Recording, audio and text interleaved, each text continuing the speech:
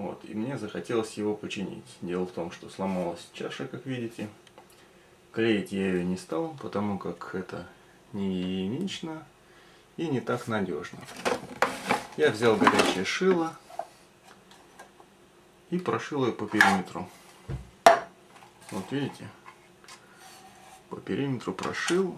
Здесь нужно соблюсти один нюанс, чтобы стежки не терлись о держатель ножа. Потому что если будут тереться, вся леска может быть перетерта. В общем, получилось достаточно надежно.